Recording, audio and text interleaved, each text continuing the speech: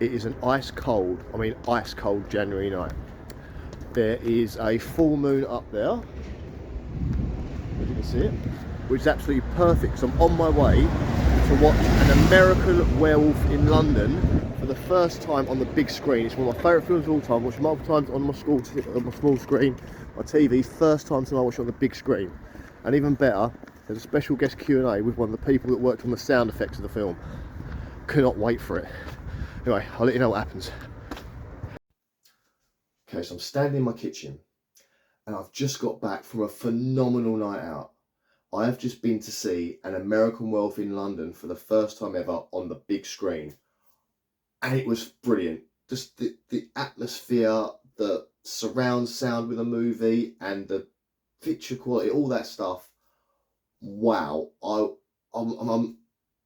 I'm sadly I was not old enough to go watch the film. I was literally being born when the film hit cinemas for the first time. I was born in 1981 when the movie was released. I've literally aged with this movie. As you can see, I am a fan of the movie. I've got like the sign. I've got the Necker figure of the wolf. Give it a close up look at that. Look at that. Oh, gorgeous. I've got that. I'm trying to balance it on there without it falling off. I've got the DVD from 2002 when that DVD was released. The first time I had it on video. You know, I'm a massive fan of this film. The first time I saw this film, or first notion I had of this movie, come in the sort of late 80s when my sister, who's 2 years younger than me, became obsessed about 7 years old with Michael Jackson. Because that was when Michael Jackson was the phenomenon, like Bad was out and he was about to go on sort of black and white and all that sort of stuff. So Michael Jackson, massive in my house. My sister had the duvet and all that sort of stuff. And then one day was in Dartford and we come across a video of Thriller. Sort of the Michael Jackson's Thriller, probably the best music video of all time. And took the video home. And after the video finished, it had the making of Thriller documentary at the end of it. And that's where I learned about this movie. This is where I learned about American Werewolf in London, because the reason Michael Jackson sort of had the concept of Thriller is because he watched American Werewolf in London and then got into contact with John Landis, the director, and Rick Baker, the sound effect, sort of the special effects guy, and then used those people to create Thriller, which is why it's very similar to the transformation of American Werewolf in London sort of thing. So that was brilliant. And then I sort of said to my mum, can we watch that film? And she quite happily went to the video shop. We rented American Werewolf in London. I watched it and was just like, this is the greatest thing I've ever seen, because there's like werewolves and there's zombies and there's crazy stuff happening. So then fast forward a few years later, it's on the telly. I record it on VHS off the telly and I watched it so much that the actual video started to get all glitchy and stuff when I was sort of like played a bit all fuzzy and staticky because I think I watched it too many times. So I love this film is an understatement. The fact that I also went on when I was in sixth form studying art, I used that film to write an essay on, because we had to do like a film project and I wrote an essay on it and I went into the sort of making of, using books to get the making of. And I think around that time sort of the DVD had just come out, so I sort of used some of the stuff from the DVD as well, and I love this film. So getting a chance to see it on the big screen for the first time, that I couldn't do obviously because I was a baby when the film was there, so I couldn't obviously watch it at the time. So I'm just amazed that this film was on cinema. So I get into the cinema again. The cinema is a great cinema. The Ashford cinema, they're doing it right. They're sort of, everyone that works there is friendly. Everyone that works there is helpful. And I sort of got there a bit early, and again, like happened the first time I went there, is they said, "Oh, this film's not ready yet. Just go wait over there." So I sort of went and waited and stuff, and then the guy starts waving at me from like corner of the room. I sort of look over him. He says, "Oh, come, it's ready." So I've got to go up there. So they're letting you know. They do communicate with you. They remember you've asked, and they sort of come back to you. I love that. So then get into the cinema. I walk up the stairs, go into where the screen is, and they've left another cool display outside. So the first time we went to Sleepy Hollow, they had a headless horseman.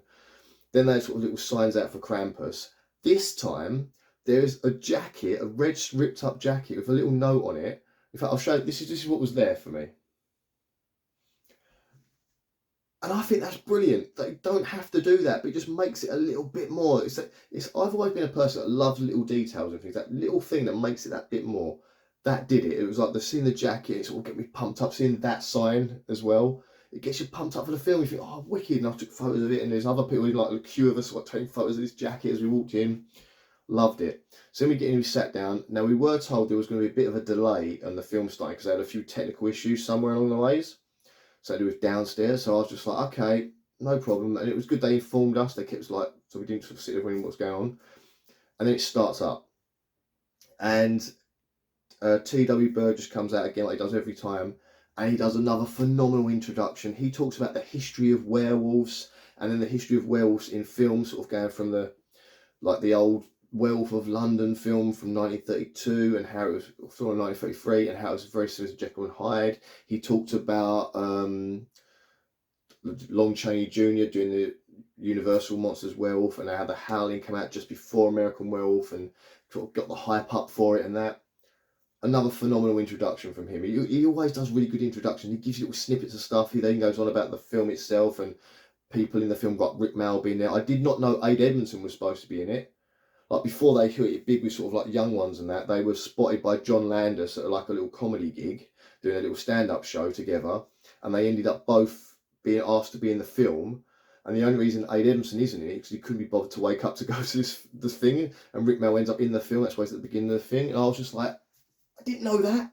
I'd done research on this stuff when I was in sixth form. I didn't know that, and that would be something that would be really impressive in my thing, like my essay that I did. But still, great introduction, and we sit down to watch the film, and again, watching it on the big screen, like everyone always says this, and I always sometimes think, oh, thingy, but this worked on the big screen because you've got only got the imagery, but you've got the sound. So that scene at the beginning when they're walking on the moors and the wolf's stalking them, and they're like, oh God, where is that? What is that? And they're sort of looking around. I could hear the wolf over here, like the growl from this side only. And it was like, whoa, because it's like, it feels like the wolf was around you. And I'd never had that before. Sitting at my home, I'd never had that.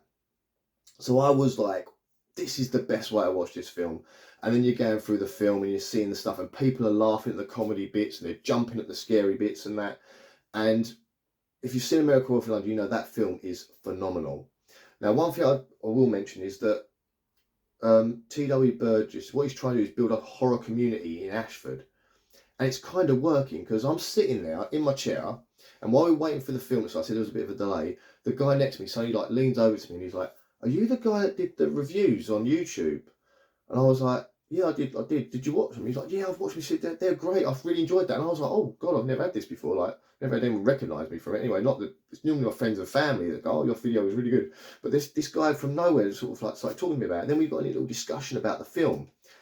And I kind of told him some stuff that he didn't know about the film, like about the look, Frank Oz is in the film. Obviously, Frank Oz is very famous because he's the voice of Miss Piggy. He's the voice of Fozzie Bear, both Muppet, great legendary Muppet characters. He's also the voice of Yoda. And I was like, oh yeah, because Frank Oz is in it, the voice of Yoda. And he was like, what? Where's he? And I said, oh, he's when the guy comes in, the American concert guy comes in the hospital. And he's like, oh. So I was watching for that. I also told him my theory. I have this theory that American Werewolf in London and the British TV series The Bill are in the same universe. And the reason I have this theory is because the police officer in Trafalgar Square, who he's like trying to get him to arrest him, is also a police officer in The Bill. And in The Bill, it was a little bit ranked higher, and that would have happened after that, so he could have projected that way. So that it's literally the same universe, and I'm pretty sure it's the same character. Because the actor that is in the Trafalgar Square copper is also the actor in The Bill. I swear it's the same character. And I stand by that. The Bill and American Werewolf in London are in the same cinematic universe. Anyway, that's my little thing. And I thought about that. I thought that up when I was at school. So that's my, so you know, I was well ahead of Marvel on that one. So yeah, so back to the film. So American Werewolf in London, a film about two American, I think they're students. They're very young men that have come from America to do a European tour. They're starting in England, at the north of England. I don't know why they do that, but then they sort of, I suppose they're going to move on to Rome, I think they said, and they're walking around this sort of, which the moors, and they go to this East Proctor, which is a little village town, and they stumble across this pub called the Slaughtered Lamb. That's the sign outside the pub. And there's some weirdy like villager types in there, Rick Mal's in there at this point. And they decide they're going to leave, and the villagers are sort of like, one of the villagers like, you shouldn't let them out because they like beware the Moors and all this sort of stuff. I'm trying to go through it quickly with you. And basically, as they leave this pub, they get attacked by a werewolf. One of them's killed, one of them just gets attacked, and the villagers come out, shoot the werewolf, and whatever. Then we sort of jump into London 3 weeks later when the one that survives wakes up from his little mini coma. And then we find out that he's basically a werewolf and that he's going to start killing people. He becomes friendly with a nurse. Just watch American Werewolf in London. I'm not going to spoil it for you. Well, I probably might have done in certain parts, but it's a film you have to watch. It's such a good film. There's comedy, there's action, there's a bit of sex, if you like that sort of thing. Jenny Agutter, if you like her. Not pretty much from Call Her Midwife, actually, because that'd be a bit weird. But yeah, so definitely watch American Werewolf in London. So watch the film finishes, everyone's happy with the film finishing, everyone's laughing at the right points, and we stay to watch the presentation from Dr. Richard Lightman. And I am like, I love visual effects now. I've never really focused on sound. I'm now focusing on sound from what this man said on this thing. So he comes on and he starts talking about his career and how he sort of ended up doing it. He sort of started off as like, he's a musician. He then started selling like some musical equipment, some brand new musical equipment, ends up in Twickenham Studios, ends up working on Superman, the Richard Donner Superman, one of my all-time favourite movies, a film that I've watched countless times as well, a film that I would never have imagined I'd meet anyone or see anyone in person that worked on that movie. He did he did that. He created that sound. He created the sound effect of in one of the films when Lex Luthor is a hologram, there's hologram bit. He created the sound effect that you hear as that's happening. It blew my mind. So then he starts talking about working on American Werewolf in London and how he got some of those sounds. Now, he's involved in the transformation scene, which I consider the best werewolf transformation scene ever filmed on cinema. That is perfect. No one has topped that in 44 years. There has been countless werewolf movies since then. There has been countless monster movies where things have transformed and changed. That scene, to me, is the definitive werewolf transformation and the best one ever done. The reason it's the best one ever done is for a couple of reasons. One, because it looks horrific. You can tell that the actor is showing pain so well through his eyes and through his movements and his screaming and all that. It just looks agonizing. And with the visual effects you'll get going on with the special effects, it helps with that. But it's just, there's one part in that scene I always think about where he literally reaches and looks at the audience like, help me. And he's looking at us, the audience. He's looking at you like, help, like sort of thing.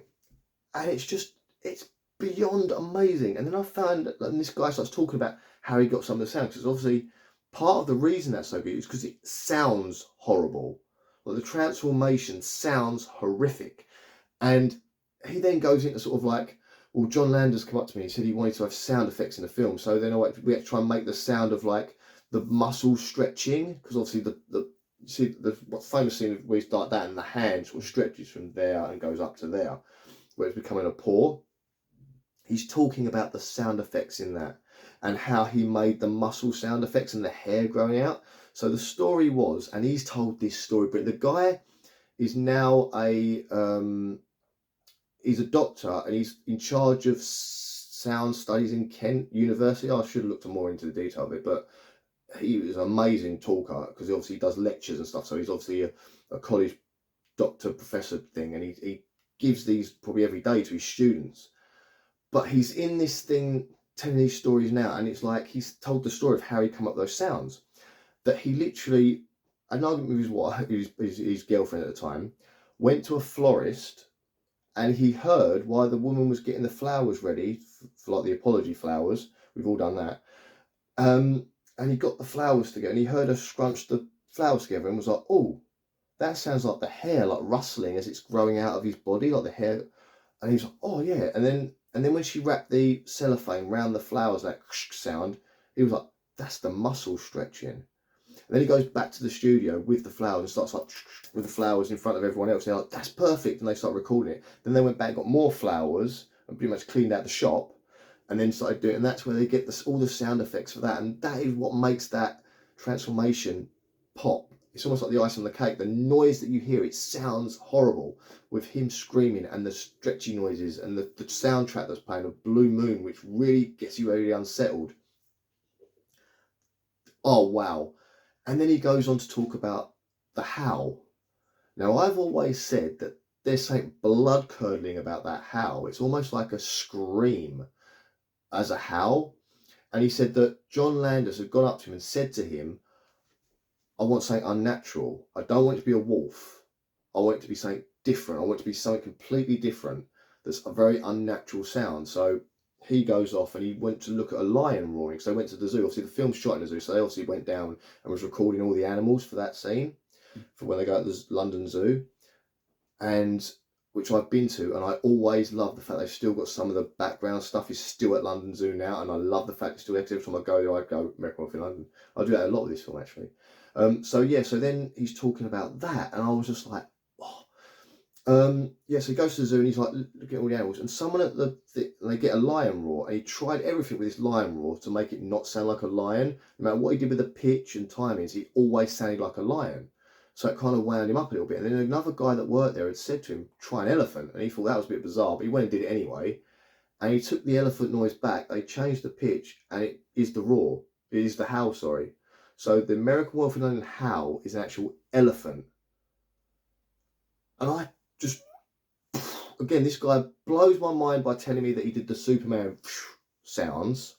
He blows my mind by telling me he does the stretches out. And now he's just told me that the howl is an elephant.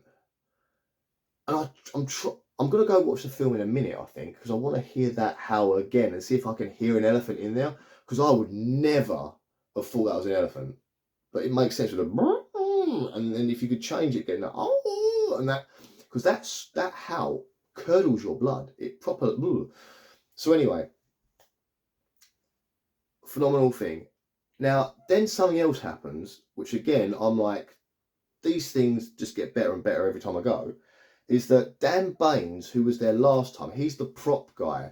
If you watch my last video, when we did the Krampus one, they had an interview with a guy called Dan Baines, who was a prop, like design magic props and creepy things, and Del Toro, the director, actually purchased some of his stuff and used it in Cabinet of Curiosities, which is a good little anthology TV series. And he'd come along again to the American Wolf in London showing, because I probably just loved the film as like everyone else does, but he brought something with him, and he brought these. I think, there you go, look. And these, he created ticket stubs from the cinema scene at the end of the movie, and he gave them to everyone for free. How amazing is that? He blood-stained them. It says like the film title was See You Next Wednesday on there, adult price, the name of the cinema, and he just give them out to everyone. I'd have paid money for that, but that is now going to go on my shelf with that, possibly with that as well. I don't know, I've got to rearrange my shelves a bit more, but that, I love that, and they just give. And again, now the thing you need to know about the Ashford Cinema and these Sliver Screams presentations that they do in these films is that they're only £5 a ticket. Only £5 a ticket. What you're getting from this, you're getting the night out, you're getting the cinema, the film, a film that you adore, you're getting to watch that, and then you're getting these behind the scenes experts and people that are part of the film giving you all these like documentary style conversations, and they're talking to you and they're letting you ask questions and they're letting you, this is just mental to me, the fact that £5 and I've got this. I'd pay a lot more for this, I really would. I mean, I don't want to pay more for it because I'm tight as ducks, and also like we're living in a cost of living crisis and all that stuff, but I'd still pay more now for this. And I don't want to say this, but I do want to say this, they should be charging more for what I'm getting, stuff like this, just for the experience, for the night out I've had, for the fun I've had tonight, for the enjoyment of talking to people tonight, for the enjoyment of talking. I went down and shook that man's hand, the one that did the Richard, I'm rubbish with remembering Richard Lightman, Dr. Richard Lightman. I went down and shook his hand and said, thank you for tonight, that was amazing. Part of the reason I did that is because I wanted to shake the hand of someone who'd worked on Superman and American Werewolf in London. So I know that in my head, I know that I've shook a man who has done those things in those films that have meant so much to me over the years. And that was just, to that £5 I paid for tonight. And I'm so happy. I've come away, you can see I'm proper like, I'm kind of on, I've never taken a drug in my life, but I'm imagining this is what it feels like. That sense of like, I've had such a good time. It feels so good. And I'm pumped up. I'm really hyped up. And it's like gone midnight. And I should be going to bed now. I'm not a night person. But I just phenomenal that tonight. So then TW Burgess announces what he's going to do next. And again, I'm like, I'm going, because he's doing The Sixth Sense. And he's got a guy that does the Evolution of Horror podcast to do the talk afterwards, which is going to be another, obviously he's a big horror fan, he's doing a horror podcast, he's going to know his stuff. And we're doing The Sixth Sense, which is a scary movie, let's be honest. It's a scary, scary film. One of the best endings, twist endings ever. So if you haven't seen it, I'm not going to spoil it for you, but it has one of the, I suggest you go and watch it. It has one of the best twist endings ever. And the film has some scenes that literally chill you to the bone. It's really cleverly done. It's M. Night Shyamalan. Most people say it's his best. It was like the first big one of his. Most people say it's his best one. Yeah, you could argue it probably is one of his best ones. I like The Signs myself, but I do think that is good. I also like obviously The Split, and he did Unbreakable, those films there. I didn't so much like the last one, but the Unbreakable, I liked Unbreakable because I'm a superhero fan as well. It's a different take on that. I liked Split because I have a friend that suffers from the same condition, so it's kind of, I kind of had an insider look on that film because I have a friend who has DID, so I was kind of like, oh, this is interesting because I can see the bits that are real and the bits that are kind of fabricated in that situation. So that was good for me. But yeah, so the Sixth Sense is next. It's February the 28th. So if you are in the Ashford area or local to Kent, try and get yourself a ticket to that. I'm going to go tomorrow to get my ticket. Sadly, the tills were shut by the time we got out tonight. So I'm going to go back tomorrow and get my ticket for that because I'm still old-fashioned. I like the ticket. I'm still old-fashioned. I can't help it. I'm old. I love to get the tickets than that. So I'm going to go and I never keep them. But I just like to have them when I go and just go, there's my ticket. But yes, I'm going to go get my ticket tomorrow for that. Oh my God. These events and what they're putting on are stellar. They really are. They're amazing. And yeah, I mean, I kind of partly wanted to do a review of American Werewolf in London, but I'm going to do that later on down the line because I've got a lot to say about the film from bit. But if you like a good, funny, scary, slightly gory movie, that's your movie. If you just want to watch the best werewolf transformation ever, it's going to be on YouTube. Type in American Werewolf in London werewolf transformation. It is stunning. If you like Jenny Agutter and you like the song Moondance, go get a copy of the DVD because that's not going to be on YouTube. If you just like a good film, go and watch American Werewolf in London because you will not be disappointed. I've never known anyone to watch American Werewolf in London and not be disappointed. Now, I'll be honest now, I have shown this movie to my children, but I fast-forwarded Moondance. I did because I'm comfortable with violence, I'm comfortable with blood with my children, I'm not comfortable with what happens in Moondance. So what I do is I fast-forward. And then the scene in the cinema where that ticket's from, I fast forward that one as well, and you'll see, if you watch the film, you understand why I fast forward that for my children. But I let them watch the transformation scene. I've let them watch the sort of scary end bit with the roar and the Piccadilly Circus bit. That's another thing as well. This film was shot all around London, right? So the start part of it is shot in Wales, but most of it is shot in London, and a lot of it hasn't really changed that much. So if you want to do a little scene location thing, every time I go to London, I do two things. I go on the tube, and whenever I'm on that tube, I instantly think, because a lot of the tubes haven't really changed their decor, they still look that weird creamy coloured tiles and they still look like that. I get American Werewolf in London. I literally go, it doesn't matter, I mean, it's Tottenham Court Road is where it was filmed. But if you walk around any of the stations, a lot of the tubes look the same, so you kind of get American Werewolf in London. I always think of American Werewolf in London. When I always purposely, whenever I'm in London, I tend to go to Piccadilly Circus because that film resonates with me, and that area is the massive part of the end of the film. So, and also you see Tower Bridge and that. So there's a lot of these big time London locations. There's a lot of very recognisable faces in this movie as well. I mean, you sit there and like, because I've done the film a lot, but if you're very much if you're British, so if you're British, you will spot in this film Rick Mel at the start, as I said. You will spot the copper from the bill, the shared universe.